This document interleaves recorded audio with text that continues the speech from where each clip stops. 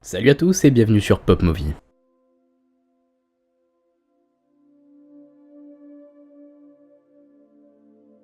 Cette semaine, nous allons aborder un cas un peu particulier, le sale gosse des super-héros de l'écurie Fox Marvel. Et oui, comme tout le monde l'aura compris, cette semaine, c'est Deadpool 2.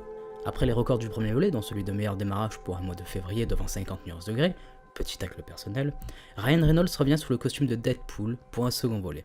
À la réalisation, Exit Tim Miller. En effet, suite à des divergences artistiques avec Ryan Poole, celui-ci a été remercié et laisse donc sa place à David Leitch, réalisateur de John Wick et Atomic Blonde. Du côté des seconds rôles, nouveau venu, nous avons Josh Brolin qui, après nous avoir servi à Thanos sublime, là, c'est un peu en demi-teinte. En effet, le personnage reste impressionnant, mais il lui manque ce petit quelque chose qui aurait fait de lui un second grand méchant de l'univers Marvel. On notera aussi l'arrivée également de la très remarquée Zazie Beetz, alias Domino, la mutante à la chance insolente qui offre son lot de scènes assez impressionnantes. Et nous avons également Julian Dennison, aka Fire Fist, le jeune garçon au centre de cette intrigue. Alors, que penser de cette suite? Déjà, pour un avis sans spoiler, et toi qui n'as pas vu le film, oui, t'inquiète pas, tu peux rester. La recette de cet opus est toujours aussi efficace, les blagues et les références sont 2 fois plus nombreuses, le trash également.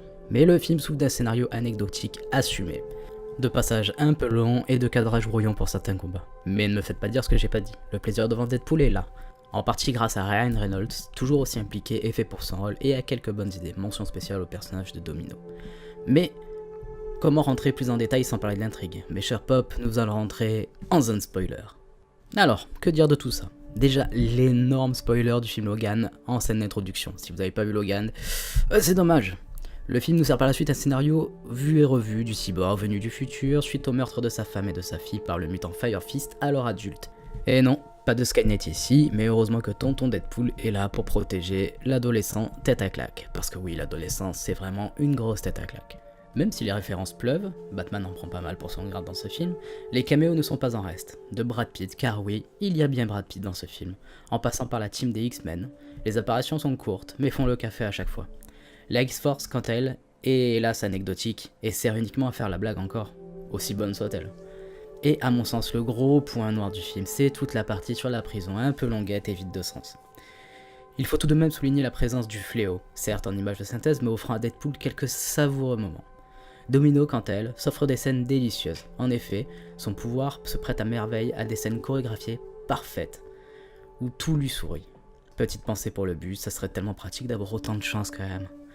Alors pour conclure, faut-il aller voir Deadpool? Oui, si vous avez aimé le premier opus et être adepte de l'univers, les multiples références et quelques bonnes scènes d'action vous feront passer un super moment. En revanche, si le premier volet vous a laissé de marbre et que votre cœur est aussi noir que les ténèbres s'en font dans l'entre-deux... Pardon, je m'égare. Bref, en vrai, allez-y, c'est vraiment pas mal. La vidéo étant maintenant terminée, je vous donne rendez-vous très rapidement pour une prochaine vidéo. En attendant, n'hésitez pas à vous abonner ou à suivre le Facebook si vous voulez être au courant des prochaines sorties et des prochains sujets. Allez, ciao les pops!